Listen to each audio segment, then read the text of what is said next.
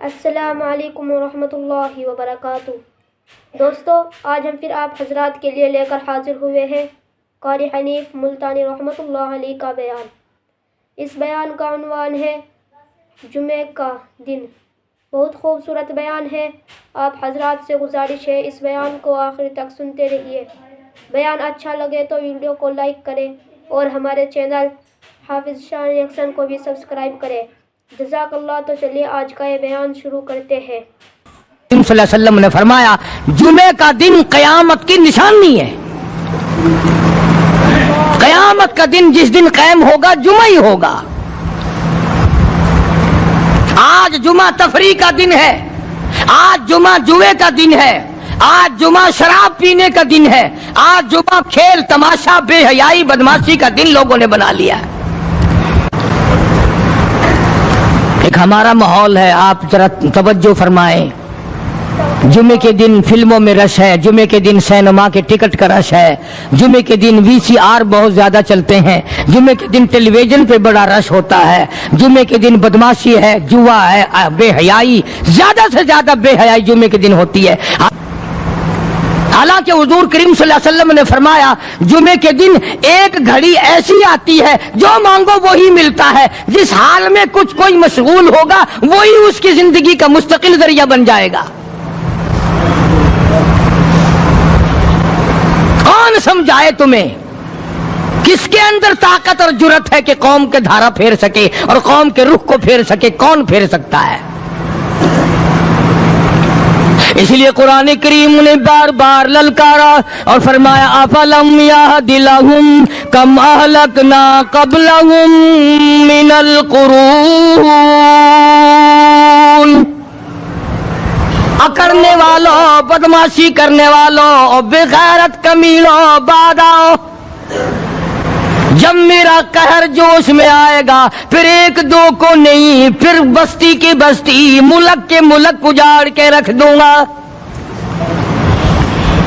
افلم یہد لہم کم اہلکنا قبلہم من القرون۔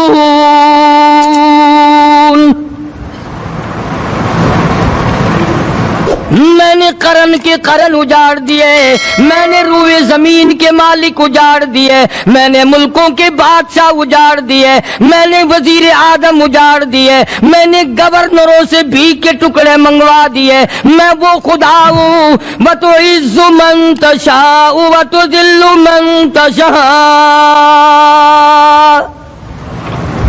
بیدک الخیر انک علی کل شیء قدیر۔ سارا نظام میرے ہاتھ میں ہے۔ تبارک الذی بیدہ الملک، برکتیں میرے پاس ہے، رحمتیں میرے پاس ہے، خیر میرے پاس ہے، بھلائی میرے پاس ہے، سلامتی کے خزانے میرے پاس ہے، امن کے خزانے میرے پاس ہے۔ وہو علی بیدہ الملک، ملک میں راج میرا، وہو علی کل شیء قدیر۔ ذرے ذرے پہ قبضہ میرا، پتے پتے پہ قبضہ میرا، پہاڑ کی ایک ایک کنکر پہ قبضہ میرا، سمندر کے قطرے قطرے پہ قبضہ میرا۔ تو ہوتا کون ہے اکڑ کرنے والا؟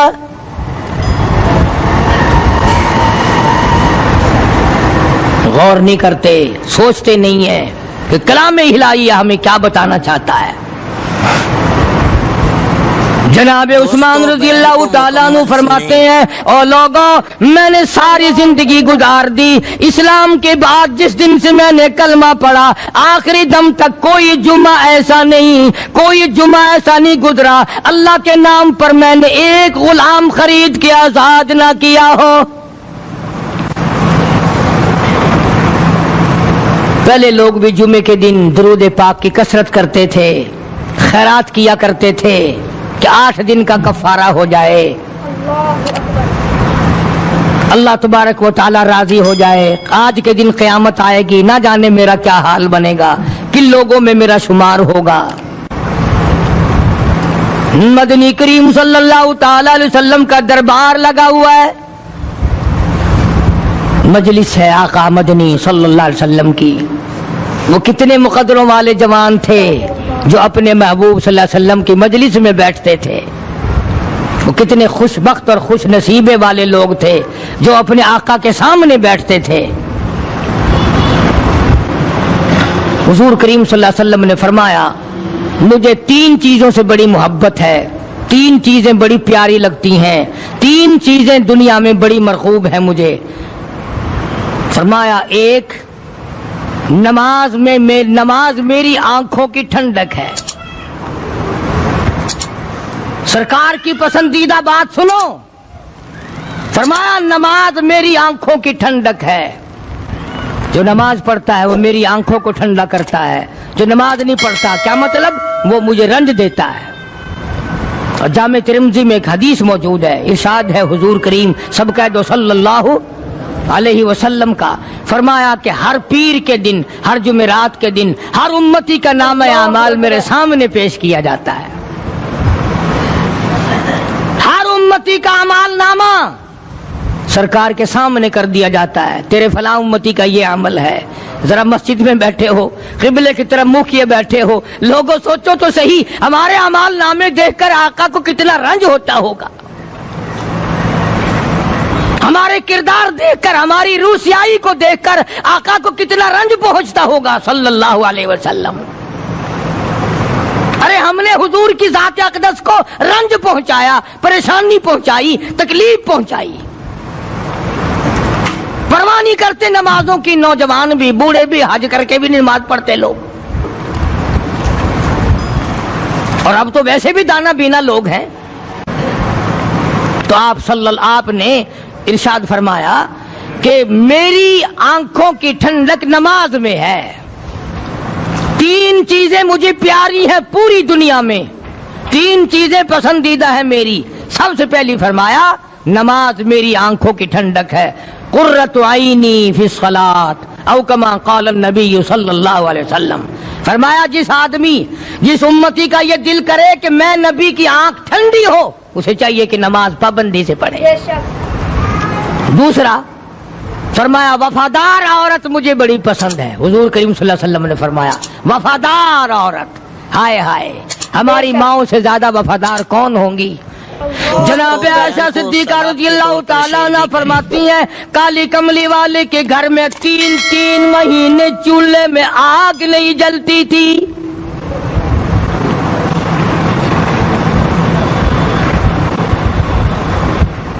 دوسروں کے واسطے ہے سیم و زر و گوہر, اور اپنا یہ حال ہے کہ چولہا ہے بجھا ہوا. جناب عائشہ صدیقہ رضی اللہ تعالیٰ عنہ فرماتی ہیں ہمیں 24 گھنٹے میں 1 پانی کا پیالہ اور 1 کھجور کا دانہ ملا کرتا تھا.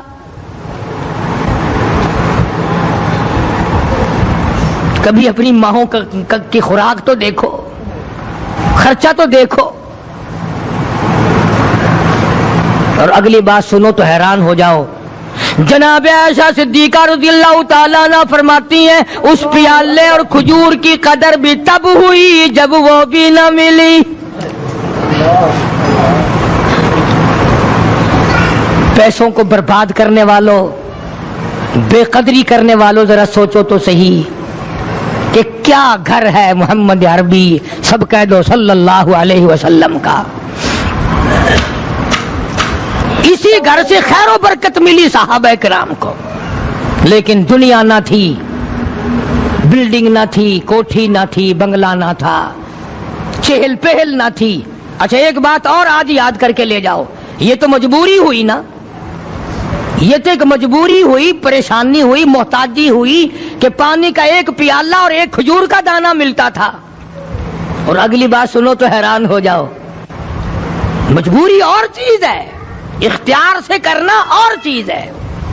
جناب فاروق اعظم رضی اللہ تعالیٰ عنہ کی حکومت ہے. عائشہ صدیقہ رضی اللہ تعالیٰ عنہ کا سال کا خرچہ 12,000 روپیہ بوری میں بھر کر حضرت عمر نے حضرت عائشہ کے گھر پہنچا دیا. لو تمہارا یہ سال کا خرچہ آ گیا. سال کا خرچہ پرچہ حضرت عمر رضی اللہ تعالیٰ عنہ نے جناب عائشہ صدیقہ رضی اللہ تعالیٰ عنہ کے پاس بھیجا. اللہ اکبر. اتنا بڑا بورا بھر کر آیا. اللہ غنی، بجائے خوش ہونے کے، بجائے مچلنے کے، بجائے فخر کرنے کے، اپنی خادمہ سے فرمانے لگی، حضرت عائشہ خادمہ سے فرمانے لگی، میں نے تو اپنے محبوب صلی اللہ علیہ وسلم کے پیٹ پہ پتھر دیکھے، میں نے تو کالی کملی والے کو فاقے کرتے دیکھا. خادمہ سے فرمانے لگی، اس بوری کے میرے درمیان میں کپڑا لٹکا دے، میری آنکھ دیکھنا گوارا نہیں کرتی، میری آنکھ دیکھنا بھی گوارا نہیں کرتی. اس نے کپڑا لٹکا دیا. اس کے بعد خادمہ سے فرمانے لگی، مدینے میں اعلان کراؤ، جس کو خیرات چاہیے وہ عائشہ کے دروازے سے آ کے لے جائے رضی اللہ تعالیٰ عنہ. سارے مدینے میں اعلان ہوگا، خیرات لینے والے آ جاؤ. شیئر ضرور کریں. ایک اور بات تھی اس وقت میں، ضرورت مند جاتا تھا، یہ نہیں کہ ٹیبک میں ہزاروں روپیہ پڑا ہوا پھر بھی مانگ کے کھانا ہے، جیب میں ہزاروں روپیہ پھر بھی مانگنا ہے، پلے سے نہیں کھانا.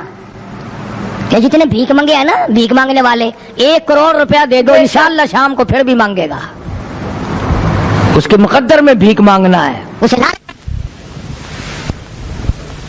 فرمانے لگی کچھ نہیں ہے. بے شک. وہ خادمہ کہنے لگی کچھ نہیں ہے. اب وہ خادمہ کہنے لگی کہ اگر 1 ٹکے کا گوشت منگوا لیتی تو تم بھی اپنا روزہ کھول لیتی گوشت سے، میں بھی کھا لیتی. کیا جواب دیا اما عائشہ صدیقہ رضی اللہ تعالی عنہ نے؟ فرمانے لگی، اب تانا دینے سے کیا فائدہ، تو نے اس وقت یاد کیوں نہیں دلایا؟ اس لیے میں نے یہ واقعہ سنا دیا کہ پہلی بار سن کر کے تو آپ لوگوں کے دل میں بھی یہ بات آئی ہے نا کہ جی مجبوری ہے، چوری تو وہ کرنے سے رہی بیچاری. پریشانی جو ہوئی، غربت جو ہوئی، تنگی جو ہوئی، چلو پانی کا پیالے پہ گزر کیا. اور نہیں، یہ حضرات اختیاری بھی فاقہ کرتے تھے. اب 12,000 آیا اور افطار کرنے کے لیے چھچوا رہے، کھجور بھی نہیں. اور ہم تو خدا جانے کب کب تک کا انتظام سوچتے ہیں، پوتے پوتیوں تک کا انتظام جب تک نہ کر لیں اور اولاد در اولاد تک کا انتظام نہ کر دیں، اس وقت تک ہماری تسلی تو ہوتی نہیں. اسی کو مجذوب نے بڑے عجیب طریقے سے سمجھایا، کہتا ہے کہ آنے والی کس سے ٹالی جائے گی، آنے والی کس سے ٹالی جائے گی، اور جان ٹھہری جانے والی جائے گی، روح رگ رگ سے نکالی جائے گی، تجھ پہ ایک دن خاک ڈالی جائے گی. تیرے رشتہ دار عزیز اقربا دھڑا دھڑ مٹی پھینک کے ایسے آئیں گے گویا تجھے پہچانتے بھی نہیں. بڑی بڑی عجیب باتیں کہی مجذوب علیہ رحمت نے. اللہ کی رحمت نازل ہو اس کی قبر مبارک پہ، آمین کا. کہتا ہے سب کی سب ہیں راہ روے کوئے فنا، سب چل رہے ہیں فنا کی طرف. اب یہ جو ہم لوگ بیٹھے ہیں نا، خوش ہو رہے ہیں، میری 50 سال عمر ہو گئی، میری 60 سال عمر ہو گئی، میری 40 سال عمر ہو گئی، میری 30 سال کم عمر ہو گئی. اور اصل بات ہمارے دماغ میں، اپنے آپ کو آخرت کے لیے جس قدر ممکن ہو سکے تیاری کریں.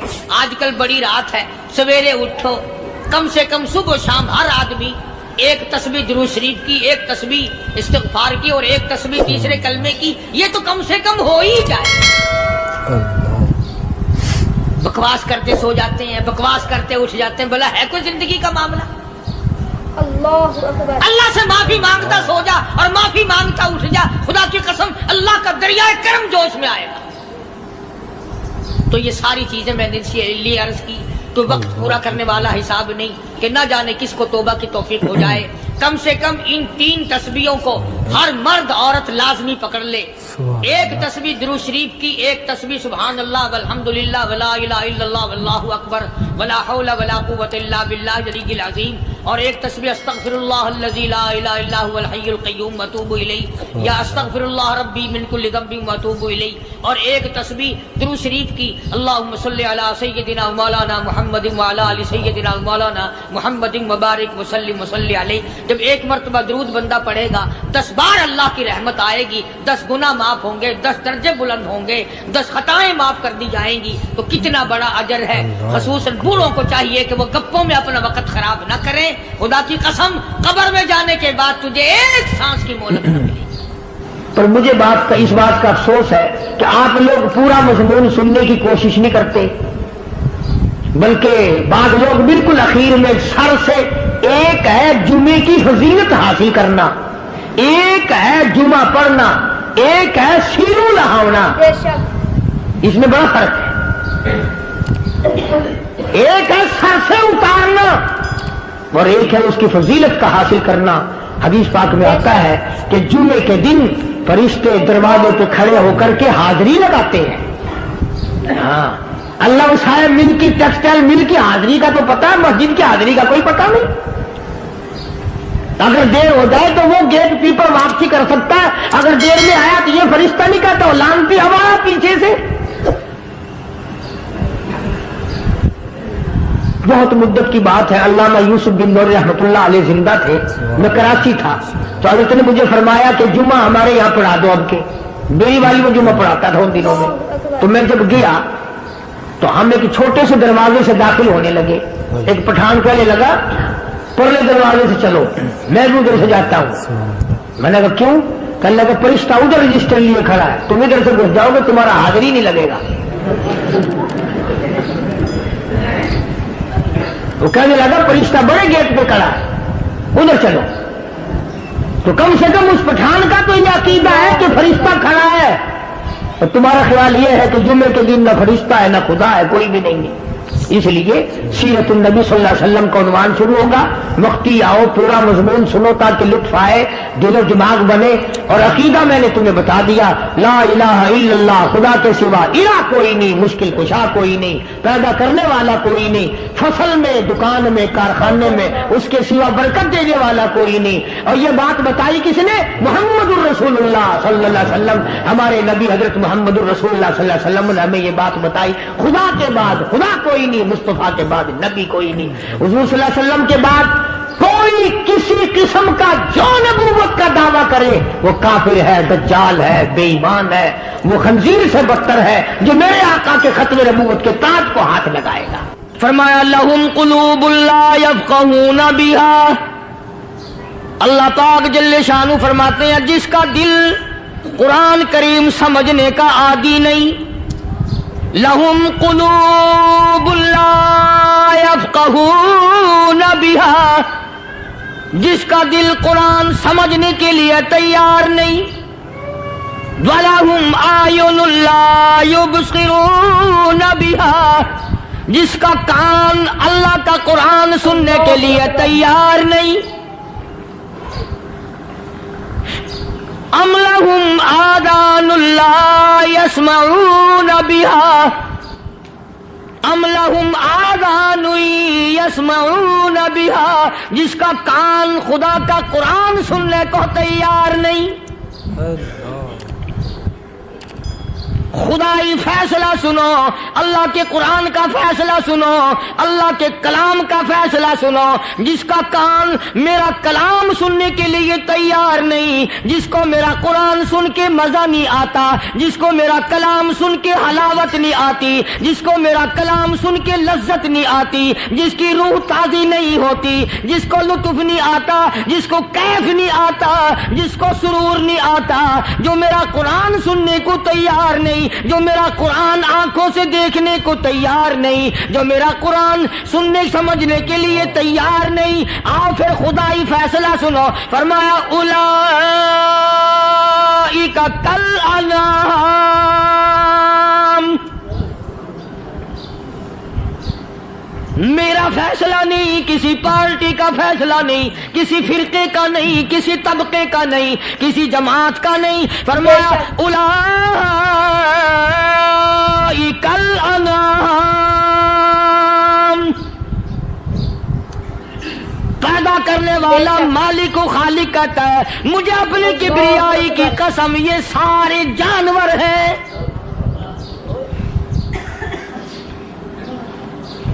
یہ سارے کے سارے جانور ہیں، یہ درندے ہیں جو ایک دوسرے کو چیر پاڑ کر کھاتے ہیں، یہ درندے ہیں جو ایک دوسرے کا خون پیتے ہیں۔ فرمایا بل ہم اضل، جانوروں سے بھی بدتر۔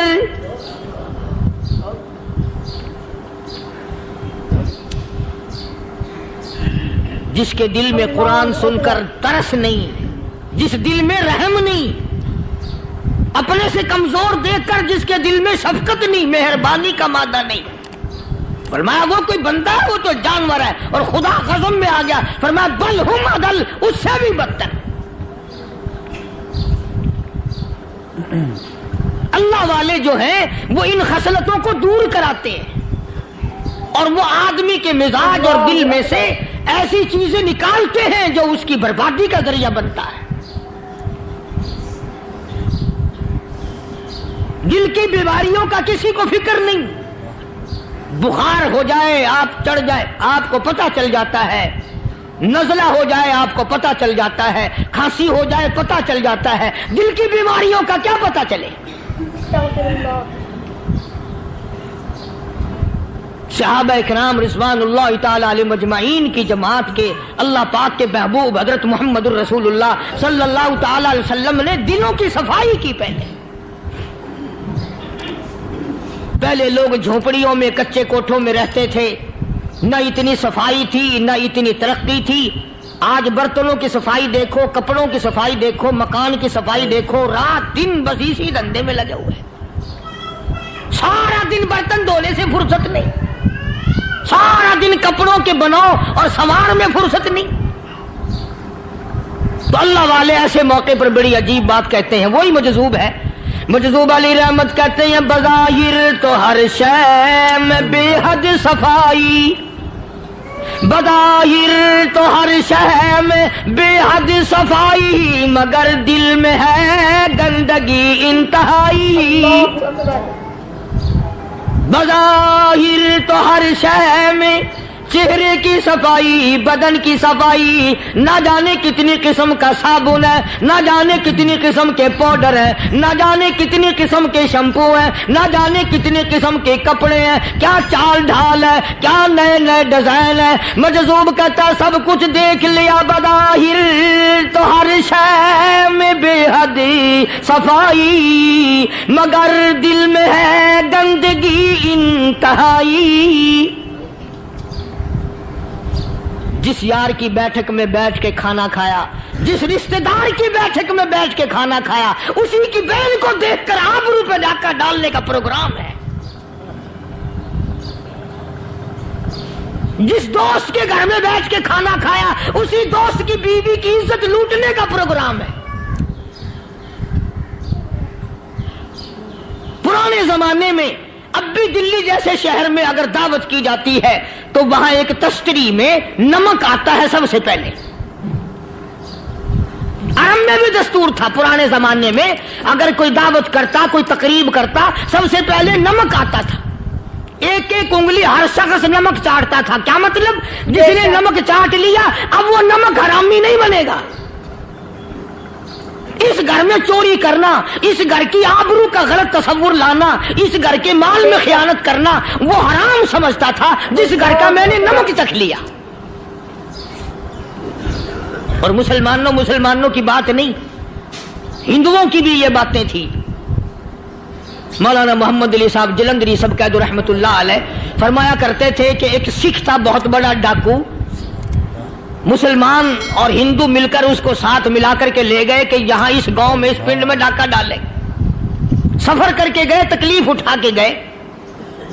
اس سکھ ڈاکو نے پوچھ لیا کہ یہ کون سا گاؤں ہے کہ یہ فلانا ہے۔ اللہ اکبر۔ اچھا سارے کے سارے یہ تلاش کرو، یہ سوچ بچار کرو، اپنے پنڈ کی، اپنے علاقے کی، کسی مسلمان کی، کسی ہندو کی، کسی سکھ کی، کسی چوڑے چمار کی اس گاؤں میں لڑکی تو نہیں؟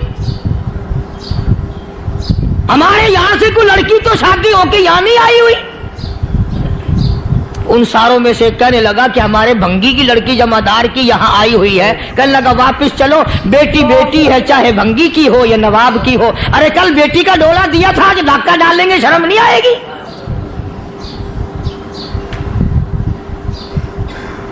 آج وہ تصور کہاں چلے گئے اور ہم سب روتے پھرتے ہیں, سکون نہیں, سکون نہیں, اطمینان نہیں. ارے اطمینان آئے گا کیسے؟ ہمارے دل بے ایمان ہے, نیتیں خراب ہے, آئے گا کہاں سے؟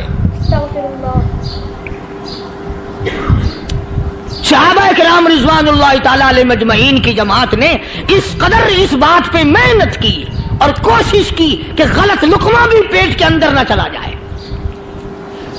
چنانچہ میں علی الاعلان کہتا ہوں, 1,29,000 صحابہ کرام, کالی کملی والے کے دیوانے اور پروانے, حضور کے یار جانثار, حضور کے ساتھ فاقہ کھانے والے, پھاقوں مرنے والے, پتھر کھانے والے, اپنے بچوں کے ٹکڑے ہوتے ہوئے دیکھ کر لا الہ الا اللہ محمد الرسول اللہ کی صدا بلند کرنے والے صحابہ کرام کا یہ حال تھا. پیدل سفر کر کے جاتے تھے یہودی عیسائی, شام نکل گئے, فلسطین نکل گئے, ہندوستان آ گئے, 2 سال لگ جاتے تھے. اپنی جوان بیٹیوں کو مسلمانوں کے گھروں میں چھوڑ کے آ جاتے تھے. کبھی نگاہ نبوت نے جن کو رنگ دیا تھا, کبھی کسی صحابی پہ ذرہ برابر الزام نہیں لگا. ان یہودیوں کا, ان عیسائیوں کا یہ عقیدہ تھا کہ محمد صلی اللہ علیہ وسلم کے جو غلام ہیں, ان کی نگاہ بھی پاک ہے, ان کے دل بھی پاک ہیں, ان کے ارادے بھی پاک ہیں, ان کے ہاتھ بھی پاک ہیں.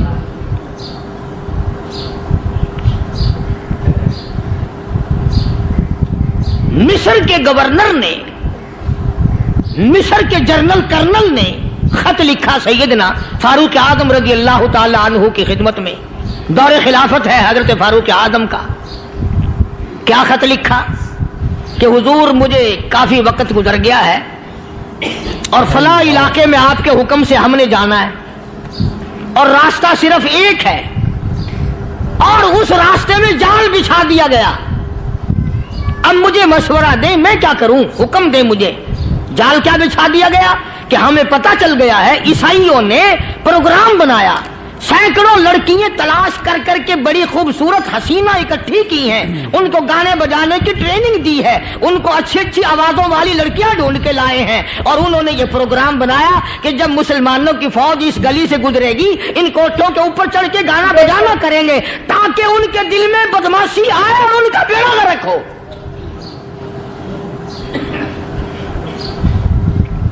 کبھی کافر کا یہ عقیدہ تھا کہ مسلمان کا دل بگڑا تو یہ گیا, اس کی نیت میں خرابی آئی اور یہ تباہ ہوا.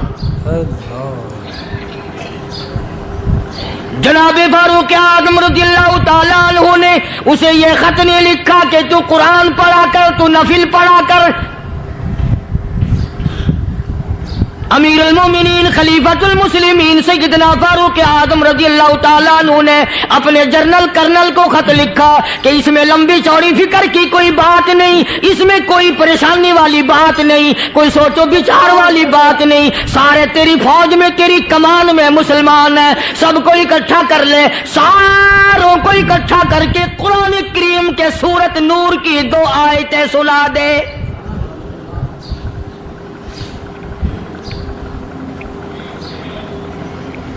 یہ بھی نہیں فرمایا کہ سزا سناؤ, اتنے کوڑے لگیں گے, جو خلاف کرے گا یوں قید ہوگی, یہ کورٹ مارشل کر دیا جائے گا, کچھ نہیں.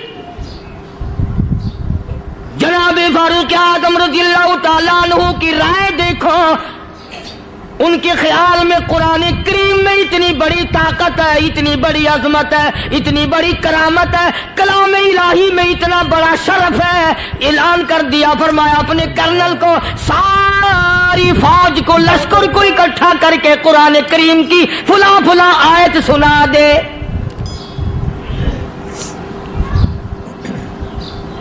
اور اس کے بعد بے دھڑک فوج کو, لشکر کو اسی راستے سے گزار کے لے جا, بے دھڑک لے جا.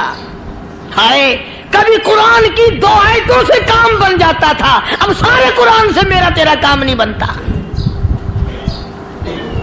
قصور قرآن کا نہیں ہے, یہ میرا تیرا ہے. یہ تو اتنی وفادار کلام ہے, اتنی پاک کلام ہے, خدا کی قسم ہزاروں رجسٹروں کے گتے, ہزاروں چائے کے ڈبے, ہزاروں مٹھائی کے ڈبے, لاکھوں کروڑوں دوائیوں کے ڈبے گندے نالوں پہ, کوڑیوں پہ, روڑیوں پہ پڑے ہیں, اور جس گتے نے قرآن کے ساتھ یاری لگا لی, خدا کی قسم کوئی آدمی بغیر وضو اس گتے کو بھی ہاتھ نہیں لگا سکتا. ہزاروں نہیں لاکھوں کپڑے مارکیٹ میں پڑے, اللہ اکبر.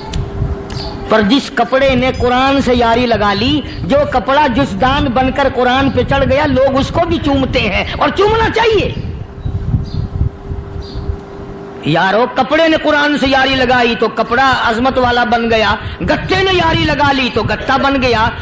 ہزاروں قسم کے کاغذات روزانہ ذلیل ہوتے پھرتے ہیں, جس کاغذ پہ قرآن لکھا گیا وہ عظمت پا گیا, جس سیاہی سے قرآن لکھا گیا وہ سیاہی عظمت والی بن گئی.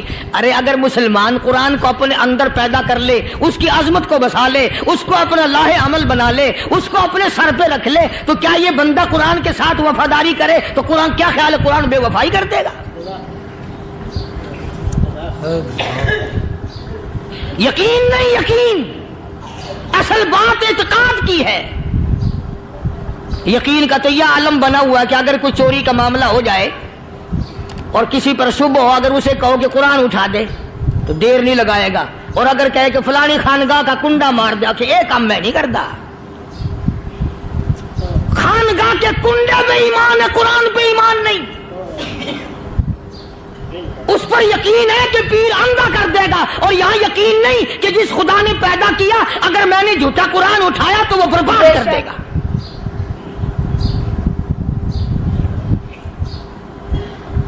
عجیب عجیب لوگ ہیں. چنانچہ مصر کے کرنل نے, مصر کے جنرل نے ساری فوج کو اکٹھا کر لیا. اس نے بھی یہ بات تو نہیں کہی کہ فاروق اعظم کو دوبارہ خط لکھتا کہ حضرت یہ تو 2 آیتیں آپ نے لکھی, یہ تو سارا قرآن روز پڑھتے ہیں, پر بنے گا کیا؟ جیسے فاروق اعظم کا یقین تھا, فاروق اعظم کی فوج کے کرنل کا بھی یقین ہے, فاروق اعظم کے فوج کے جنرل کا بھی یقین ہے. اس نے ساری فوج کو اکٹھا کیا, لشکر کو جمع کیا, اور اس کے بعد کہنے لگا قل للمؤمنین اللہ اکبر. یغضوا من ابصارکم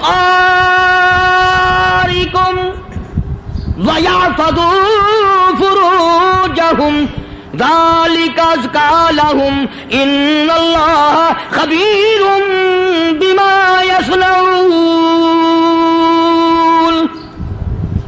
او لوگوں, خدا تمہیں کہتا ہے اپنی آنکھوں کی حفاظت کرو. اگر تمہاری نظریں غلط جگہ پڑی, اپنی عزت کی حفاظت کرو, اپنی آبرو کی حفاظت کرو. اگر غلط نظریں پڑی, غلط استعمال ہوئی, ان اللہ خبیر بما یصنعون.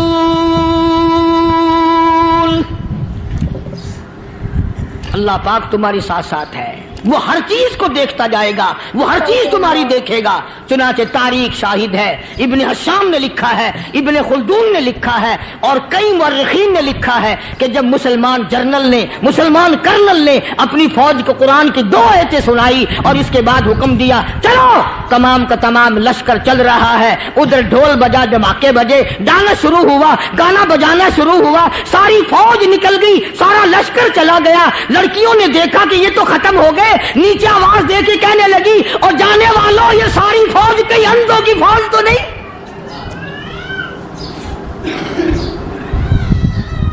یہ حسن کا نظارہ اور یہ ڈانس اور یہ آواز, ہم ناچ ناچ کے تھک گئی, کوئی سر نہیں اٹھاتا.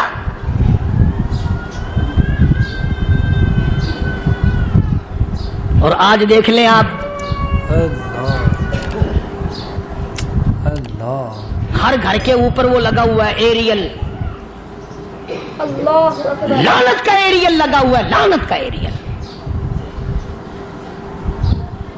حاجیو تم کیا کہتے ہو کہ ہمارے گھر کا اس میں کیا بگڑے گا؟ خدا کی قسم وہ بگڑتا ہے, وہ دیمک لگتی ہے, وہ تباہی پھرتی ہے, تمہیں پتہ بھی نہیں چلتا. تم نے کیا سوچ رکھا ہے؟ مسلمان کرنل کے حکم پہ ساری فوج نکل گئی. ناچنے والی گانے والی لڑکیاں عیسائیوں کی حیران ہیں, کیا ہوا؟ लाखों की तादाद में फौज गुजर गई, कोई निगाह उठा के नहीं देखता। एक मुसलमान सिपाही गुजरता गुजरता नीची नजरें किए किए कहने लगा, सर कैसे उठाए, निगाह कैसे कोई उठाएगा। ये सारे के सारे अल्लाह का कुरान सुनकर आए हैं।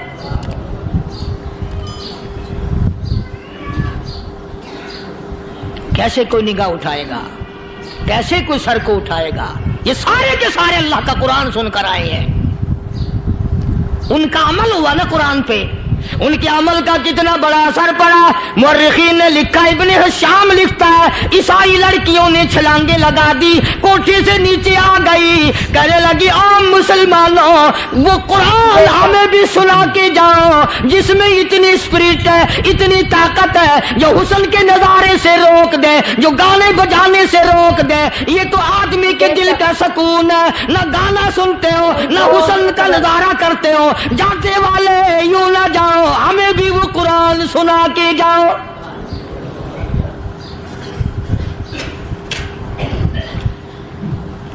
उस कुरान में कितनी बड़ी ताकत है, वो कितनी अजमत होगी उसमें, उस कलाम में कितनी बरकत होगी, जिस कलाम में ये तासीर है कि वो ऐसी ऐसी चीजों से रोक देता है। चुनाचे एक मुसलमान सिपाही चलता भी जाता है और कहने लगा, वकुल्लिल मुमिनीन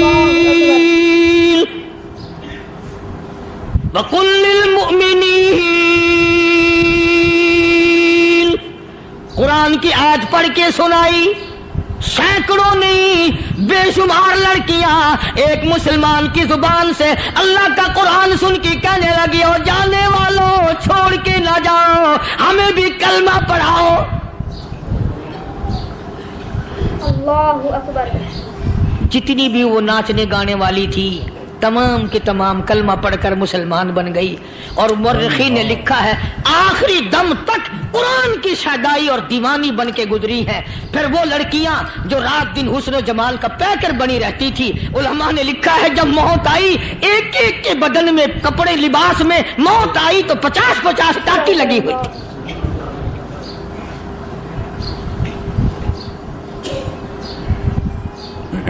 बज़ाहिर तो आज भी बड़ी झाड़ा पूंजी है, बड़ी सफाई है, बड़ी दौड़ धूप है। इसी को मजज़ूब अल-ऐलान कहता, बज़ाहिर तो हर शय में बेहद सफाई, मगर दिल में है गंदगी इंतहाई, कभी इसके धोखे में आना न भाई, ये सब है रियाई, ये बस है रियाई।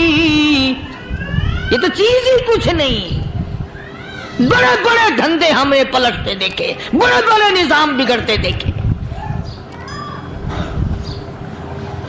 मोहम्मद अरबी सल्लल्लाहु ताला अलैहि वसल्लम के दरबार में बड़े बड़े लोग आते थे।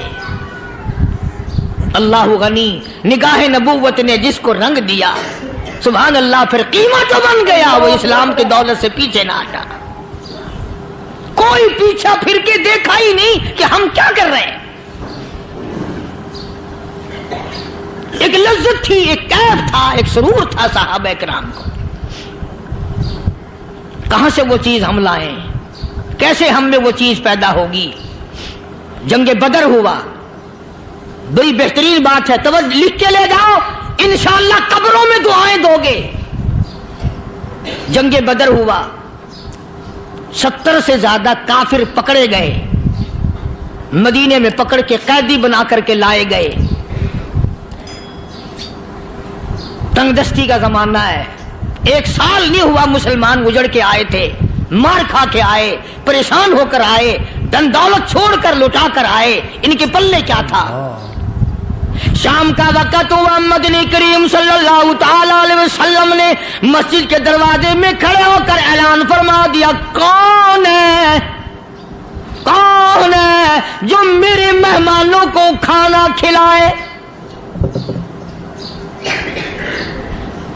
और वो मेहमान कोई शहंशाह नहीं थे, हैं भी काफिर, हैं भी इस्लाम के दुश्मन, आए भी सहाबा किराम को मारने, बेशक मैदाने जंग से पकड़ के लाए गए, जंगी कैदी हैं। उस नबी की तरफ कभी मुंह किया कर जिस नबी का तू गुलाम है, उम्मती बना फिरता है। अल्लाह फरमाया कौन है जो मेरे मेहमानों को खाना खिलाए? सहाबा किराम में से किसी ने 2 पकड़ लिए, किसी ने 1 को साथ ले लिया। एक बिनादार सा गरीब सा सहाबी है, उसने साथ ले लिया एक मेहमान और घर लेके गया। बीवी को कहने लगा कि खाना कितना है? कि बस 1 आदमी जोगा है, 1 आदमी की काफी होगा। कान में कहने लगा अपनी बीवी के, दस्तूर था अरब का, मेहमान और मेजबान इकट्ठे खाया करते थे। अपनी घरवाली के कान में कहने लगा कि इसके आगे खाना रख देंगे मेहमान के, जब ये खाना शुरू कर देगा किसी बहाने से दीवा बुझा दियो, मैं यूं ही मुंह को खाली हिलाता रहूंगा, ये खाना खा लेगा, पेट भर जाएगा इसका। चुनाचे खाना आगे रख दिया, जो कुछ भी था। उसने खाना शुरू किया कि जी आप भी खाएं। कि हाँ हाँ मैं भी खा रहा हूं। बस यूं ही खाने में भी हाथ लगाए, मुंह को भी हाथ लगाए और मुंह को चलाए भी बराबर। बीवी ने चिराग बुझा दिया। ये अमल तो सहाबी कर रहा है अपने घर में। उधर कुरान करीम नाजिल हो गया मोहम्मद करीम सल्लल्लाहु अलैहि वसल्लम की जात पे। फरमाया वयुसिरूना ला अनफुसिहिम वलौ कान बिहिम खसासा वमन युक़ शुह्ह नफ्सिही फउलाइका हुमुल मुफ़्लिहून। और मेरे महबूब मुबारक हो, तेरी उम्मत में ऐसे लोग भी हैं जो अपना मुंह खाली हिला रहा है, बीवी भूखी बैठी है, चिराग बुझाए बैठी है और अपने हाथ को खाली चला रहा है, और मेरे बंदे का पेट भर रहा है। और मेरे महबूब मुझे अपनी अजमत की कसम, मैं तेरे इन दीवानों पे जन्नत वाजिब कर चुका।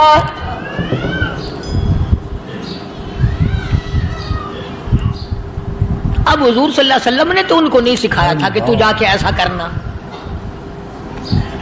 कुदरती मिजाज ऐसा बना दिया था। एक और मौका आया मदीने पाक में, जंगी कैदी और जगह से इसी तरह से आए। एक सहाबी एक और आदमी को, जंगी कैदी को काफिर में घर ले गया। अल्लाहु अकबर। बीवी कहने लगी कि 1 ही आदमी का खाना है बस। उन्होंने कहा इसको दे दो। वो काफिर जंगी कैदी कहने लगा जी आप भी खाएं। कहने लगा भी बात है साफ, 1 आदमी का खाना है, तू खाना खा, मैं दरख्त के पत्ते चबा लेता हूं। वो कहने लगा मैं खाऊंगा पत्ते। उन्होंने कहा तू रईस आदमी है मक्के का, मैं पुराना गरीब हूं, मुझे पत्ते चबाने की आदत है, तेरे पेट में दर्द ना हो जाए, मैं आदी हूं पत्ते चबाने का। उसने पत्ते चबा लिए। काफिर मुसाफिर और मेहमान जो था जंगी कैदी, उसको खाना खिला दिया। दूसरे दिन फिर ऐसी नौबत आई। उसने कहा आप भी मेरे साथ खाना खाएंगे? कि नहीं भाई तू खा, मैं पत्ते चबाने का आदी हूं। 2 दिन तो उस काफिर ने खाना खा लिया, और जब तीसरे दिन उसके आगे खाना आया, उन्होंने कहा भाई तू ही खा, बस इतना ही खाना है, मैं तो मियां बीवी हम तो पत्ते चबा लेंगे। और कहने लगा मदीने वालों, तुम खुद पत्ते चबाते हो, दुश्मनों को खाना खिलाते हो, आज मेरी भी एक शर्त है, पहले कलमा पढ़ा फिर खाना खिला।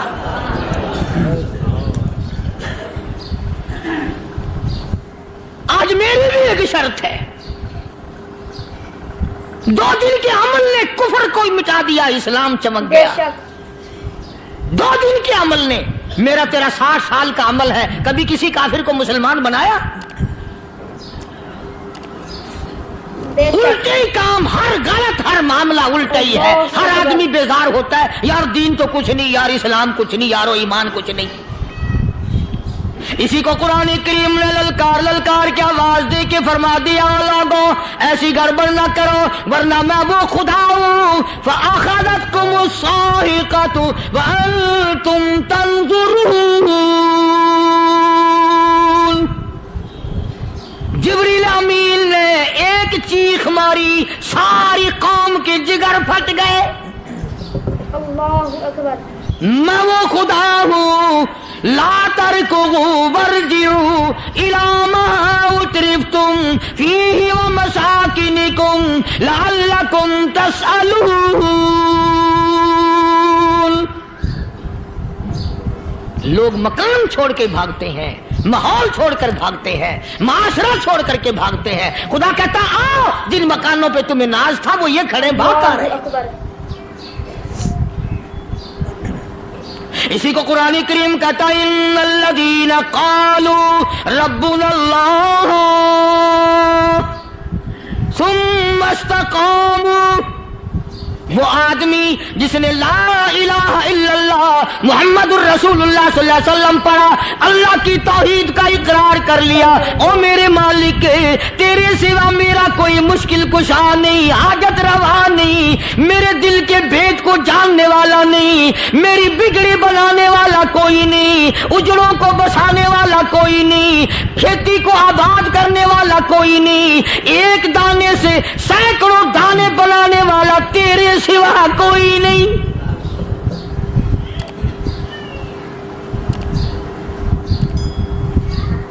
کھیتوں میں جاؤ، کبھی یہ تو سوچو کہ دنیا میں حکومتوں نے کتنے مل لگا رکھے ہیں، چینی کے شکر کے کتنے مل ہیں، کتنے ڈیپو ہیں، پھر بھی قلت ہو جاتی ہے۔ اور یہ اللہ میاں نے کتنا میٹھا کیلے میں، سنترے میں، مالٹے میں، انگور میں، سیب میں، کبھی یہ بھی سنا کہ اللہ میاں کا شوگر مل فلاں علاقے میں لگا ہوا ہے؟ کبھی یہ تو دیکھو کہ یہ قدرت کاملہ کے سوا اور کون پیدا کر رہا ہے؟ فرمایا جس نے اللہ کی توحید کا اقرار کر لیا، محمد عربی صلی اللہ علیہ وسلم کی ختم نبوت کا اقرار کر لیا، خدا کے بعد خدا کوئی نہیں، مصطفیٰ کے بعد نبی کوئی نہیں۔ پھر قرآن نے شرط لگائی ثم استقاموا، پھر اس پر جمع رہے، ڈٹا رہے، یوں نہیں کہ کبھی ادھر لڑک گیا کبھی ادھر لڑک گیا۔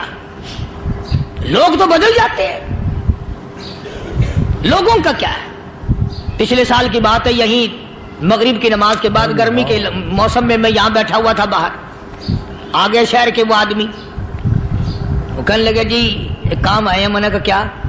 کہ 25,000 روپے چوری ہو گیا ہمارا، بتاؤ ہمیں۔ میں نے کہا بھی مجھے کیا پتا؟ انہوں نے کہا نہیں سارا شہر کہتا ہے کہ قاری نہیں بتا دیتا ہے۔ میں نے کہا اچھا یہ یوں نہیں جانے کا؟ میں نے کہا پھر آدھے لوں گا۔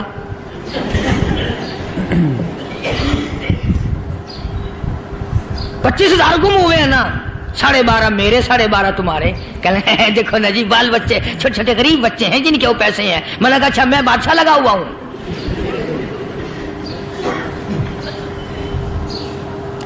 انہوں نے کہا جی سودا مہنگا۔ میں نے کہا پھر کہیں اور چلے جاؤ۔ جتنا میں نے سمجھایا نہیں ماننا کہ اگر ہمیں یوں پتہ چل جائے مولویوں کو ولیوں کو تو پھر یہ لاکھوں کروڑوں پولیس والے رکھنے کی ضرورت ہے بھلا؟ اتنی بڑی فوج کا رکھ کر کیا کریں گے ہم؟ اربوں روپیہ فوج کا خرچہ ہے، ایک ولی کو اس بارڈر پہ بٹھا دیں گے، ایک ولی کو اس بارڈر پہ بٹھا دیں گے، پھر ہم بڑھانا دیں گے اولیاء کرام رجمت۔ ذہنیت ماری گئی، سمجھ نہیں پاتے، دین کے قریب نہیں آتے لوگ، سمجھتے نہیں۔ فرمایا ثم استقاموا تتنزل علیہم الملائکۃ الا تخافوا ولا تحزنوا وابشروا بالجنہ التی کنتم توعدون۔ قرآن کہتا ادھر ولی کی موت آتی ہے، ایسا آدمی جو اپنے کلمے پہ جمع رہے، شرک و بدعت۔ دوستو اگر آپ حضرات کو ہمارا یہ بیان اچھا لگا ہو تو ہمارے چینل کو سبسکرائب کریں۔ السلام علیکم ورحمۃ اللہ وبرکاتہ۔